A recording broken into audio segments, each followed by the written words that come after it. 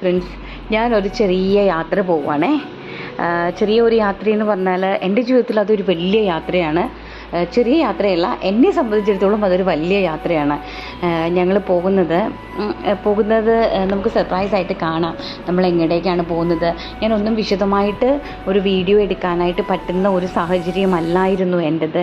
കാരണം ഞാൻ അവിടെ എത്തിക്കഴിഞ്ഞപ്പോൾ പെട്ടെന്ന് തന്നെ എനിക്ക് ആകപ്പാടെ എനിക്ക് സ്വയം കൺട്രോൾ ചെയ്യാൻ പറ്റാത്ത ഒരു സ്ഥലത്തേക്കാണ് ഞാൻ പോയത്. വളരെയധികം നമ്മളാരും ഒന്നുമല്ല കേട്ടോ. നമ്മൾ എന്താണ്, നമ്മൾ ആർക്ക് വേണ്ടിയിട്ടാണ് മത്സരിക്കുന്നത്, നമ്മൾ എന്തിനു വേണ്ടിയിട്ടാണ് മത്സരിക്കുന്നത്? നമ്മുടെ മനുഷ്യ ശരീരം 3 ദിവസം കൊണ്ട് അഴുകി പൊടിഞ്ഞ് 30 ദിവസത്തിൽ ഭസ്മമായി പോകുന്ന, നമ്മൾ കുഴിച്ചിട്ട് കഴിഞ്ഞാൽ ഭസ്മമായി മണ്ണോട് ചേരുന്ന നമ്മുടെ ഈ മനുഷ്യ ശരീരം, അത് മാത്രം കണ്ടിട്ടാണ് മനുഷ്യർ ഒരുപാട് അഹങ്കരിക്കുന്നത്. എല്ലാവരും അങ്ങനെയല്ല, ഞാൻ അങ്ങനെ പറഞ്ഞതാണ്, ക്ഷമിക്കുക. അപ്പം അതായത് നമ്മുടെ ശരീരത്തിൽ നിന്ന് നമ്മുടെ ബ്രെയിനിലേക്ക് പോകുന്ന ഒരു ഞരമ്പിന് ചെറിയ എന്തെങ്കിലും ഒരു ഫോൾട്ട് വന്നു കഴിഞ്ഞാൽ നമുക്ക് പോലും അറിയാത്ത കാര്യങ്ങളായിരിക്കും നമ്മൾ ചെയ്യുന്നതല്ലേ. നമ്മൾ മാനസിക നില നമ്മൾ തെറ്റിപ്പോവും. അങ്ങനത്തെ ഒരു അവസ്ഥയിൽ കൂടി കടന്നു പോയിട്ടുള്ള, അതായത് അങ്ങനെയുള്ള ഒരു വ്യക്തിയുടെ കൂടെ, അങ്ങനെ മാനസിക നില തെറ്റിപ്പോയ ഒരു വ്യക്തിയുടെ കൂടെ 10-30 വർഷം ജീവിച്ച വ്യക്തിയാണ് ഞാൻ. അതായത് മറ്റാരുമല്ല, എൻ്റെ സ്വന്തം പപ്പ. എൻ്റെ പപ്പയാണ്. എൻ്റെ പപ്പ എനിക്ക് അറിവായ കാലം മുതൽ മാനസിക രോഗിയായിരുന്നു. അതായത് എനിക്ക് 5-6 വയസ്സുള്ളപ്പോൾ മുതൽ എൻ്റെ പപ്പ ഒരു മാനസിക രോഗിയായിരുന്നു. ഇവിടേക്ക് കടന്നു വന്നു കഴിഞ്ഞപ്പോൾ പെട്ടെന്ന് എൻ്റെ പപ്പേനെയാണ് എനിക്ക് ഓർമ്മ വന്നത്. അതായത് ഒരുപാട് വേദനകളും ദുഃഖങ്ങളും പ്രയാസങ്ങളും ബുദ്ധിമുട്ടുകളും എല്ലാം അനുഭവിച്ച് ഈ ലോകത്തുനിന്ന് എല്ലാവരിലാലും പരിഹസിക്കപ്പെട്ട്, വീട്ടുകാരാലും നാട്ടുകാരാലും ബന്ധുക്കളാലും സ്വന്തക്കാരാലും എല്ലാവരുമാലും ഉപേക്ഷിക്കപ്പെട്ട ഒരു യൗവനമായിരുന്നു എൻ്റെ പപ്പയുടേത്. അപ്പം ഞാനിവിടെ വന്ന് കണ്ടപ്പോൾ എൻ്റെ ഹൃദയം പൊട്ടിപ്പോയി. കാരണം പെട്ടെന്ന് നമുക്ക് പ്രിഡിക്റ്റ് ചെയ്യാൻ പറ്റാത്തൊരു സ്ഥലത്തേക്ക് നമ്മൾ കയറി വന്നു. നമ്മൾ ചിന്തിക്കുന്ന പോലുമില്ല ഇവിടെ ഇങ്ങനെ ഒരു സ്റ്റേജിലുള്ള ആൾക്കാരാണെന്ന് ഞാൻ ഒരിക്കലും ചിന്തിക്കാത്ത അവസ്ഥയിലാണ് ഞാനിവിടെ വന്നത്.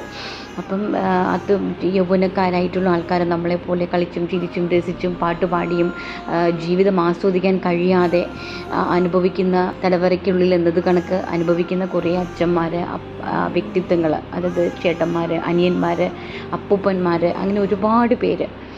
അപ്പോൾ ഒരിക്കലും നമുക്ക് ആർക്കും ദൈവം ഇങ്ങനെ ഒരു അവസ്ഥ മാത്രം ദൈവം നമുക്ക് തരരുത്. കാരണം ഞാൻ ഈ സ്റ്റേജുകൾ കടന്നുപോയി വന്ന വ്യക്തിയാണ്. ഒന്നുമില്ലായ്മയിൽ നിന്നും പൂജ്യത്തിൽ നിന്നും തുടങ്ങി വന്നതാണ്. അത് കണക്ക് ഇങ്ങനെ ഒരു എനിക്ക് അത് അഭിമാനത്തോടെയാണ് ഞാൻ പറയുന്നത്. എൻ്റെ പപ്പ മാനസിക രോഗി ആണ് എന്ന് പറയുന്നതിൽ എനിക്ക് ഒരു നാണക്കേടോ ഒരു വിഷമങ്ങളോ ഒരു ബുദ്ധിമുട്ടോ ഇല്ല. കാരണം ആ മനുഷ്യൻ്റെ മകളായിട്ട് ജനിച്ചു എന്ന് പറയാനായിട്ട് എനിക്ക് ഒരിടത്തും ഒരു അപമാനക്കുറവുമില്ല. ആ മനുഷ്യൻ്റെ മകളായിട്ട് ജനിച്ചത് എനിക്ക് ജന്മത്തിൽ കിട്ടിയ ഒരു ഭാഗ്യമായിട്ടാണ് ഞാൻ കരുതുന്നത്. അത്രമാത്രം ഞാൻ എൻ്റെ പപ്പയെ സ്നേഹിച്ച്, അതുപോലെ ഞാൻ എൻ്റെ പപ്പയെ സംരക്ഷിച്ച്, അതുപോലെ ഞാൻ എൻ്റെ പപ്പയെ നോക്കിയിട്ടുണ്ട്. ഇന്നും ഈ ലോകത്ത് എനിക്ക് ഏറ്റവും വലുതെന്ന് പറയുന്നത്, എന്ത് തന്നെ എൻ്റെ മുന്നിൽ കൊണ്ടുവച്ചാലും എനിക്ക് ഒരിക്കലും വിലമതിക്കാനാവാത്ത 2 വ്യക്തിത്വങ്ങൾ എൻ്റെ പപ്പയും എൻ്റെ അനുചേട്ടനുമാണ്. അതെനിക്ക് ഒരിക്കലും നമുക്ക് ഉപേക്ഷിക്കാൻ പറ്റാത്ത 2 കാര്യങ്ങൾ, ഇന്നും നമ്മുടെ മരണം വരെയും. അപ്പോൾ അതുപോലുള്ള വ്യക്തിത്വങ്ങളെ കണ്ടു കഴിഞ്ഞപ്പോൾ ഞാൻ വെറുതെ എനിക്ക് നിങ്ങളിലേക്ക് അതൊന്ന് തരണമെന്ന് തോന്നി, വെറുതെ നിങ്ങളൊന്ന് കണ്ടിരിക്കട്ടെ എന്ന് തോന്നി. അങ്ങനെ ഞാനൊരു കുറച്ച് വീഡിയോസ് എടുത്തു. എനിക്ക് ഒരിക്കലും അവരെ പബ്ലിക്കിൻ്റെ മുമ്പിൽ കൊണ്ടുവരാനോ അല്ലെങ്കിൽ അത് ചെയ്യണമെന്നോ ആഗ്രഹിച്ചിട്ടില്ല. കാരണം ഇങ്ങനെയുള്ള കാര്യങ്ങൾ നമ്മൾ ഒരിക്കലും ആസ്വദിച്ചൊരു വീഡിയോ ചെയ്യേണ്ട ഒരു സാഹചര്യമല്ല അവിടെ. അതുകൊണ്ട് ഞാൻ ചെറിയ രീതിയിലൊരു ക്ലിപ്പ് എടുത്തു. കാരണം അതെനിക്ക് നിങ്ങളെ ഒന്ന് അറിയിക്കാൻ വേണ്ടിയിട്ട് മാത്രമായിട്ട് ചെറിയ രീതിയിൽ 1-2 ക്ലിപ്പ് എടുത്തതാണ്.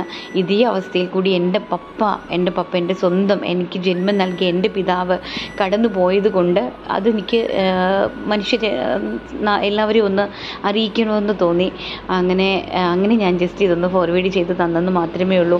എല്ലാവരും ആ അച്ഛനമ്മമാർക്ക് വേണ്ടി, എല്ലാ അച്ഛനമ്മമാർക്ക് വേണ്ടിയും നമ്മൾ പ്രാർത്ഥിക്കുക. അതുപോലെ തന്നെ ഇങ്ങനെയുള്ള, പ്രത്യേകിച്ച് നമുക്ക് നമ്മുടെ ജീവിതത്തിൽ ഉണ്ടാകുന്ന സുഖങ്ങളോ സന്തോഷങ്ങളോ ഒന്നും ആസ്വദിക്കാൻ കഴിയാതെ ഒരു ജന്മം പോലെ ജീവിച്ച് ലോകത്തുനിന്ന് ഇവിടെ പറഞ്ഞു പോകുന്ന ആൾക്കാരാണ്. മനസ്സിൻ്റെ സമനില തെറ്റിപ്പോകുന്ന ആൾക്കാർ. എന്തെങ്കിലുമൊക്കെ ബുദ്ധിമുട്ടുകളുണ്ടോ പ്രയാസങ്ങൾ കൊണ്ടോ ഒക്കെ ആയിരിക്കാം അവരിങ്ങനെ തകർന്നു പോകുന്നത്. നമ്മളവരെ ചേർത്ത് പിടിച്ച്, നമ്മുടെ നെഞ്ചോട് ചേർത്ത് പിടിച്ച് നമ്മളവർക്കൊരു ആശ്വാസ വാക്ക് അല്ലെങ്കിൽ ഒന്ന് വിളിക്കുമ്പോൾ ഒരുപക്ഷെ ചിലപ്പോൾ അതിനകത്ത് നിന്ന് ഒരു വ്യക്തിത്വത്തിന് ചിലപ്പം ആ ഒരു വിളി തിരിച്ചറിവുണ്ടായെന്നിരിക്കാം. അങ്ങനെ ഞാനൊന്ന് പോയി എല്ലാം കണ്ടു. എന്നാൽ കഴിയുന്ന വിധത്തിൽ എനിക്ക് എത്രത്തോളം ചെയ്യാൻ സാധിക്കുമെന്ന് എനിക്കറിയില്ല. ബട്ട് എന്നെക്കൊണ്ട് കഴിയുന്ന രീതിയിൽ എനിക്ക് അവരെ സംരക്ഷിക്കണം. ആ ഒരു വാക്കും ഞാൻ കൊടുത്തു. എല്ലാവരും പ്രാർത്ഥിക്കണം. എല്ലാവരും എൻ്റെ വീഡിയോയും എൻ്റെ സബ്സ്ക്രൈബേഴ്സും എൻ്റെ പർച്ചേസ് ചെയ്യുന്ന ആൾക്കാർ, എൻ്റെ കസ്റ്റമേഴ്സ് എല്ലാവരും എനിക്ക് വേണ്ടിയും ഈ 200 അച്ഛന്മാർക്ക് വേണ്ടിയിട്ടും അവർക്കൊരു അത്താണിയായിട്ട് മാറ്റാൻ വേണ്ടി ദൈവം എന്നെ വിനിയോഗിക്കട്ടെ അല്ലെങ്കിൽ നിയോഗിക്കട്ടെ. ഒരു നേരത്തെ ആഹാരമെങ്കിലും നമ്മുടെ ഭാഗത്തു നിന്ന് കൊടുക്കാനായിട്ട് നമുക്ക് സാധിക്കുകയാണെങ്കിൽ അത് ഈ ജന്മത്തിലും അടുത്ത ജന്മത്തിലും ചെയ്യാൻ പറ്റുന്ന ഏറ്റവും വിലമതിക്കാനാവാത്ത ഒരു അനുഗ്രഹം അല്ലെങ്കിൽ ഒരു സമ്മാനമായിട്ട് ഞാനതിനെ കാണുന്നു. അല്ലാതെ എനിക്കൊന്നും നിങ്ങളോട് പറയാനില്ല. പ്രാർത്ഥിക്കുക, അത് മാത്രമേ ഉള്ളൂ. ഇങ്ങനെയുള്ള കാഴ്ചകൾ കാണുക, നമ്മുടെ കുഞ്ഞുങ്ങൾക്ക് പറഞ്ഞു കൊടുക്കുക, മനസ്സിലാക്കി കൊടുക്കുക. നമ്മുടെ ജീവിത കാര്യങ്ങൾ, നമ്മുടെ ജീവിതത്തിൽ അനുഭവിക്കുന്ന ബുദ്ധിമുട്ടുകൾ, പ്രയാസങ്ങൾ എല്ലാം നമ്മളെല്ലാവരിലേക്കും നമ്മൾ എത്തിച്ചു കൊടുക്കണം. അതുകൊണ്ട് ഞാൻ ജസ്റ്റ് ഒരു ചെറിയൊരു ഇതായിട്ട് കാണിച്ചെന്നുള്ളതേ ഉള്ളൂ. എല്ലാവരും ലൈക്ക് ചെയ്യുക, ഷെയർ ചെയ്യുക, കമൻറ്റ് ചെയ്യുക, സബ്സ്ക്രൈബ് ചെയ്യുക. Thank you so much.